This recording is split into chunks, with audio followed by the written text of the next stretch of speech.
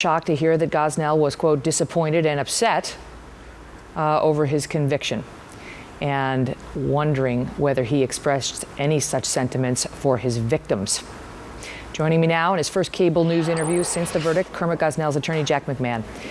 Jack, thank you very much for being here. And I want to make clear from the outset, we don't tar the attorney with the sins of the client. That's not the way this system works. Thank God. In this country. But let me just pick up with you there, because, you know, coming out and describing him as upset, and we heard testimony that he wasn't upset when he was aborting these babies, and he was laughing about how one baby was big enough to walk him to the bus stop.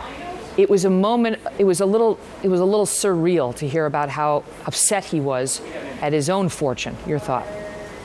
Well, I mean, that was the question that was asked to me, how he was feeling. And the honest answer was he was upset. I mean, he had a trial. We put out our position. We tried to win the case. And anytime you try to win and you lose a large portion of the case, you're going to be disappointed. I don't care who you are. I mean, that's just a normal human reaction. I don't think it's anything indicative of anything nefarious on his part. That's just being a human. You spent a lot of time with him.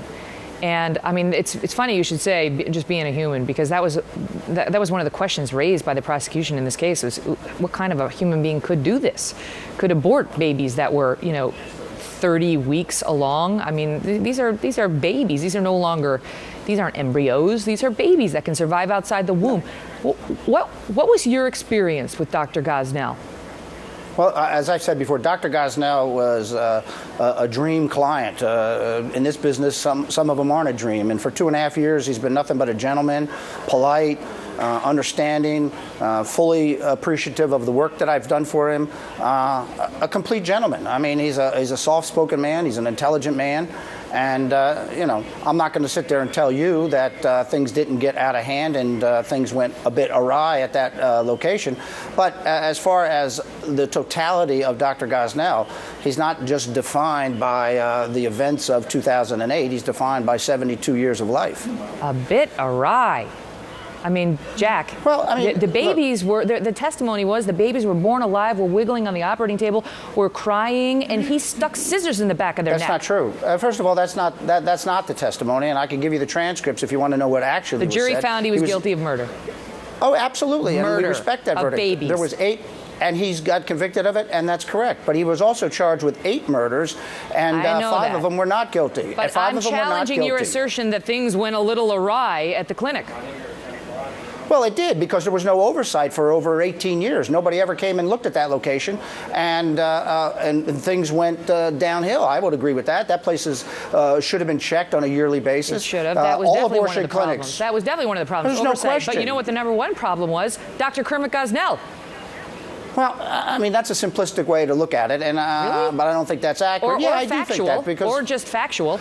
Well, I mean, when you sit there and say that the babies were squirming and wiggling on the operating table, that's just not true. I mean, you can get the transcripts and read it and find out what the true testimony was of the 3 babies. Are you disputing now that they were born alive, as the jury found before Dr. Gosnell murdered them? The jury found that, and we respect that, and that's their belief. Dr. Gosnell, in my position throughout the trial, that's all we need to know. He tried to abort them, and he failed, and then he tried to kill them once they were born alive. That's what the jury said. That's what the jury found. I mean, and not only that, and the jury found that, but that wasn't his defense. The conditions of the clinic it reeked of animal urine.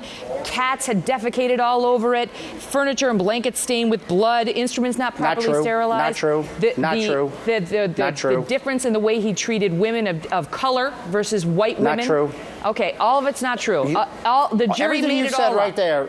No, they found him guilty of murder, and again, that's their decision, and that's what we're standing by. But what you just said there about babies squirming on the table, blood-soaked blankets, tools not being sterilized, is all not accurate as to what the testimony was in the trial. So it was the Mayo Clinic. It was the Mayo Clinic. It was great. Well, women had great experience there, including the one that he was convicted of involuntarily manslaughtering. Well, let me say this to you. He had over 16,000 patients, and most all of them were referrals or repeat business. That tells you something right there.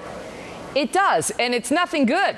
I mean, the problem here, Jack, is that he was running a late-term abortion clinic. That is what he was being used for. You don't know the facts. You don't know the facts. That's not true. How does the baby, if it's not late-term abortion, how does the baby get born alive? Because generally, if you abort a baby early on in the pregnancy, it doesn't get born alive. You said he was running a late-term abortion. There were late-term abortions. He was convicted of that, and they were wrong. But the vast majority, over 95% of them, were all first-term abortions. Very rarely were they. And when they went in and found 47 fetuses there, 45 of them were all legally within the limit of 24 weeks in Pennsylvania. Why do you keep body parts of the little babies around the clinic? Why do you keep the feet? Well, again, you're not understanding the evidence. You're not paying attention to what the real evidence was, and you want the evidence to be what you think it is. But it's not what it is. Why did he do it? He kept it as all the Commonwealth witnesses testified. Every witness for the government testified that the reason that he kept a few of the body parts, which were feet, were for purposes of DNA analysis for the as requested by the patient's family. That's why he did it. He had 16,000 abortions, and they found 2 or 3 feet. So don't sit around and start talking like he's collecting body parts. It's strange how I would be moved by just 2 or 3 babies' feet being chopped off and kept as souvenirs. I understand that. No, they were not souvenirs. If you want to call it souvenirs, that's a lie. Getting back to my original question, why did he laugh about the baby that he was trying to abort, that he did abort, that was big enough to walk him to the bus stop? Why was that so funny to him? We don't believe that testimony is true. I mean, that's what he said, and he never admitted that to me, and I don't believe that testimony is true. That's what they said. So I can't comment on something that he says never happened. Jack, I started off by saying we don't tar the lawyers with the sins of the clients, and that's true. But listening to you sound like a guy who's suffering from Stockholm syndrome, because you seem to believe this is a swell man. No, I'm not saying he did things wrong. That he murdered little babies.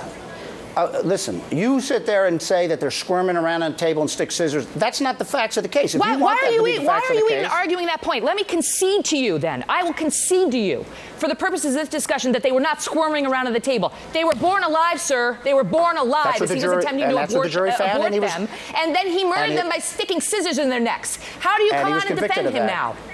I'm defending. We presented a defense for 2 months that these babies were not born alive, that they were injected with a pharmaceutical digoxin, which causes fetal demise, that was requested by the women, that they agreed to, and that these babies were dead in utero, as evidence in the case suggested, and the medical examiner also said that. The babies have rights of their own when they are past 24 weeks in the state of Pennsylvania. It's not between the woman and her doctor. And you should be.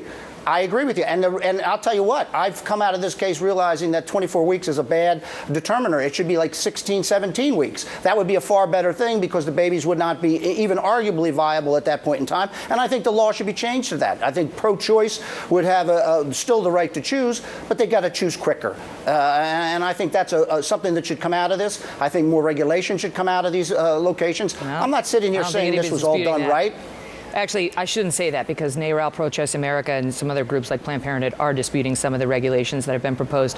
Jack, thanks for coming on. My pleasure.